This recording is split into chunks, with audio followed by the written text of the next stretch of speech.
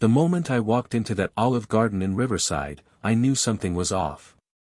My date, Jessica Peton, was already there, which should have been a good sign. Except she was on the phone, loudly arguing with someone while waving her free hand like she was conducting an angry orchestra. She wore a bedazzled denim jacket that said, "Mommy's Time," across the back in pink rhinestones, and her blonde hair was teased so high it added at least 4 inches to her height.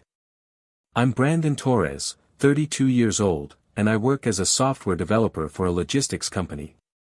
After my last relationship ended 18 months ago, I finally decided to give online dating another shot.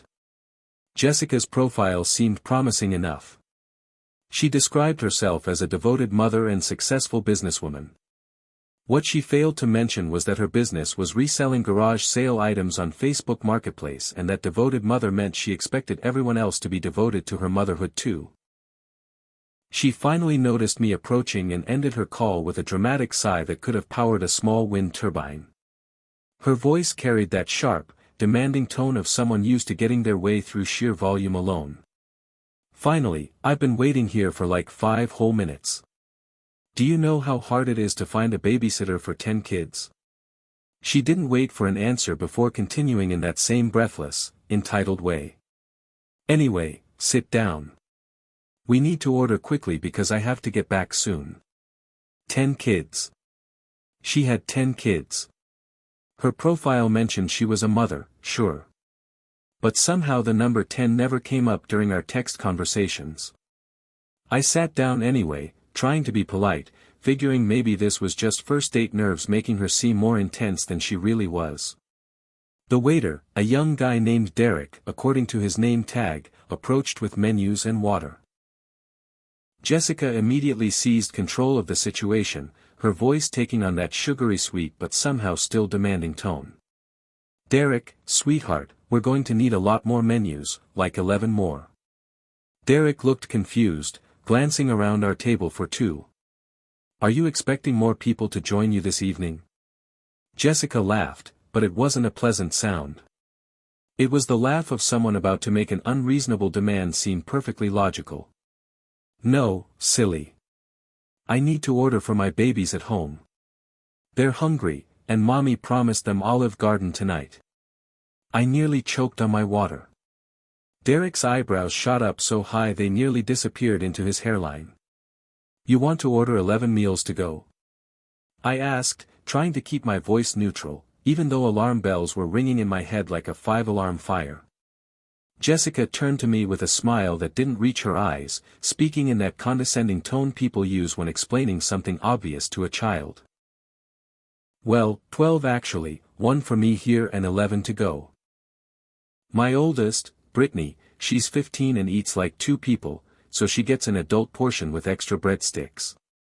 The waiter stood frozen, pen hovering over his notepad like he was waiting for someone to yell, "Just kidding." But Jessica was already flipping through the menu, rattling off orders in that rapid-fire, no-nonsense voice of hers. "I'll need 3 kids spaghetti meals, 2 kids cheese pizzas, 1 adult chicken parmesan for Brittany, 2 kids mac and cheese, 1 adult fettuccine alfredo for my 13-year-old Tyler because he's going through a growth spurt, and 2 more kids chicken fingers meals. Oh, and can you make sure each meal comes with extra breadsticks? My babies love their breadsticks." Derek turned to me with a look that clearly said, "Calabria, is this really happening?" I cleared my throat, trying to maintain some composure, even though I felt like I'd been ambushed. "Jessica, I thought we were having dinner together. Just the 2 of us." She rolled her eyes so dramatically, I worried they might fall out of her head, her voice dripping with disdain. "We are having dinner together. But any man who wants to date me needs to understand that my children come first, always. A real provider wouldn't even question this." The restaurant wasn't particularly crowded, but it was quiet enough that her voice carried to nearby tables. I could see other diners starting to pay attention, some with amused expressions, others with shock. An older couple at the next table exchanged glances that clearly said, "Thank God we're not young and dating anymore." I tried reasoning with her, keeping my voice calm and measured. "Jessica, I'm happy to buy you dinner. That's what I invited you here for. But ordering 12 meals? That's probably going to be over $200. Her face turned red, and not the attractive kind of blushing red, but the volcanic eruption about to happen red. When she spoke again, her voice had risen to that piercing volume that makes glasses vibrate. $200. That's it? You're telling me you can't afford $200 to feed innocent children? What kind of man are you? Derek, still standing there with his notepad, looked like he wanted to disappear into the floor. Other servers had started gathering near the kitchen entrance, clearly aware something entertaining was about to go down. Jessica wasn't done, though. She pulled out her phone and started waving it in my face, her voice reaching new levels of shrillness. Look at this. Look at my babies. She scrolled through photos of children ranging from toddler to teenager, all in various states of chaos. You see little Madison here? She's only 4, and she's been talking about Olive Garden all day. Are you going to be the one to tell her she can't have her chicken fingers? I leaned back in my chair, taking a moment to really assess the situation.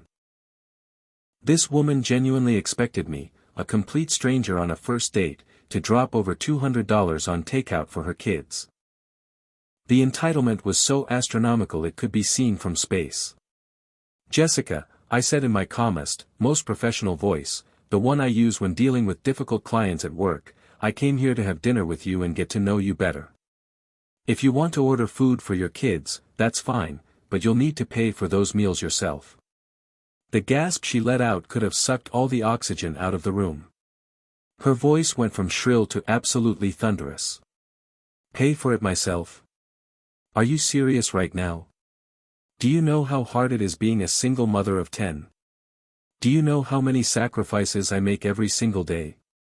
And you can't even do this one tiny thing? The tiny thing being over $200 worth of Italian food, apparently. Derek tried to defuse the situation, bless his heart. Perhaps we could start with drinks and appetizers while you discuss. But Jessica was beyond reason now. She stood up so fast her chair scraped loudly against the floor, her voice reaching a pitch that probably had dogs barking 3 blocks away. There's nothing to discuss. A real man wouldn't even hesitate. A real man would be honored to provide for my children. I remained seated, maintaining eye contact while keeping my expression neutral. Years of dealing with unreasonable client demands had prepared me for this moment. Then I guess I'm not a real man by your standards, and we should probably end this date here. The silence that followed was deafening. Even the kitchen seemed to have gone quiet. Jessica's face went through several shades of red before settling on purple. When she spoke again, her voice had that dangerous quality of forced calm that comes right before an explosion.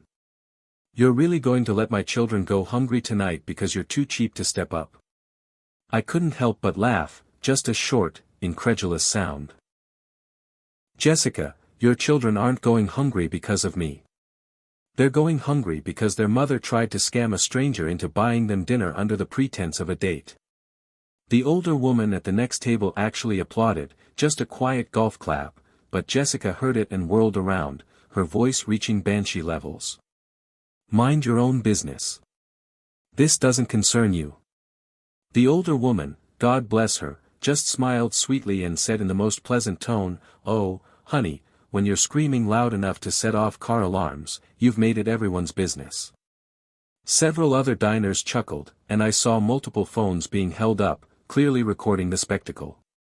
Jessica was practically vibrating with rage now. She grabbed her oversized purse and started digging through it, muttering loudly enough for everyone to hear about cheap men and how chivalry was dead and how her babies deserved better. Then she did something I didn't expect. She pulled out a stack of what looked like printed screenshots and slammed them on the table. You see these? These are messages from real men who want to date me. Men who wouldn't think twice about feeding my children. You're going to regret this, Brandon Torres. I'm going to put you on blast all over social media. Everyone's going to know what kind of pathetic excuse for a man you are. Before I could respond, the manager appeared. He was an older gentleman with silver hair and the kind of calm demeanor that comes from decades of dealing with restaurant drama. "Ma'am, I'm going to have to ask you to lower your voice or leave. You're disturbing other guests." Jessica turned on him like a cobra, her voice somehow getting even louder.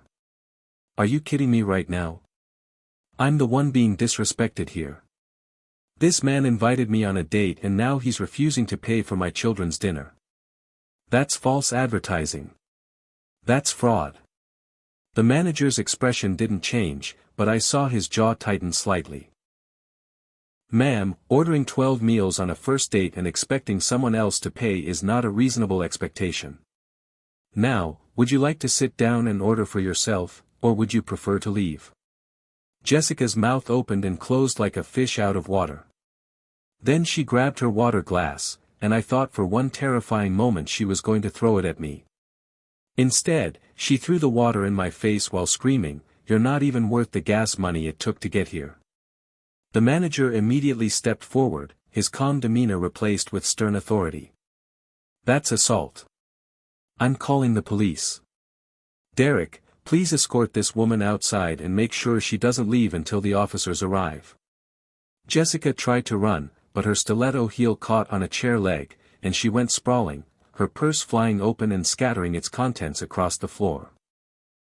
Among the items were what looked like dozens of printed dating profiles, all highlighted and annotated with notes like, "Looks rich, probably good for $500 plus per date." Derek and another server helped her up, but she was still screaming as they guided her toward the exit. "You're all going to be sorry. I'm going to sue this place. I'm going to sue him. My cousin's ex-boyfriend's brother is a lawyer." The entire restaurant watched as she was escorted out, still ranting about real men and how her babies were going to starve because of cheap losers like me. The police arrived within 10 minutes. Through the window, I could see Jessica gesticulating wildly as she talked to the officers, occasionally pointing back at the restaurant. One officer came inside to get my statement and the manager's. Several other diners eagerly offered their witness accounts and phone videos. The officer, trying to maintain professional composure but clearly fighting back a smile, took down all the information. Turns out this wasn't Jessica's first rodeo. The officer informed us that they'd had multiple complaints about her pulling similar stunts at other restaurants in the area.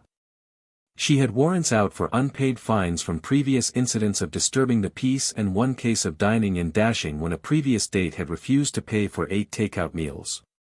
I decided to press charges for assault, minor as it was. The water hadn't hurt me, but actions have consequences, and Jessica needed to learn that. The manager also pressed charges for disturbing the peace and creating a hostile environment for other customers.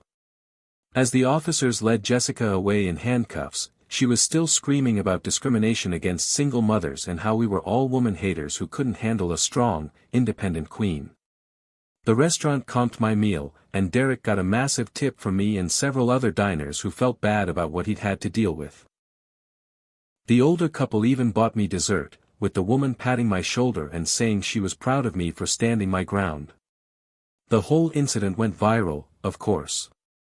Someone titled the video, "Karen Expects Date to Feed 10 Kids, First Date Olive Garden Meltdown," and it got over 3 million views in 2 days. But the real payoff came 2 weeks later when I got a call from the district attorney's office. Jessica Peton had been convicted on multiple counts, including assault, disturbing the peace, 3 counts of fraud from her previous restaurant scams, and contempt of court when she showed up to her hearing in a shirt that said, "The judge can kiss my assets."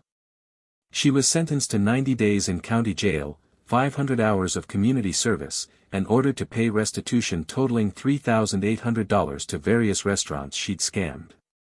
She was also banned from every Olive Garden, Applebee's, Chili's, and TGI Fridays in a 50-mile radius.